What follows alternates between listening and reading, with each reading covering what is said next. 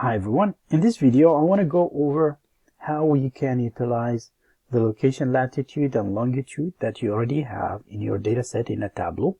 But when you double click on them, unfortunately it doesn't recognize the exact dots in this of those latitude and longitude.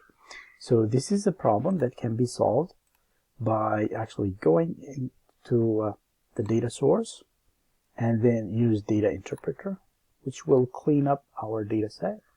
And then when you go to a new sheet, and then you can convert or change the geographic role. Instead of city, you can change it to latitude in this case for LAT, and then for the longitude I will change geographic role here to longitude.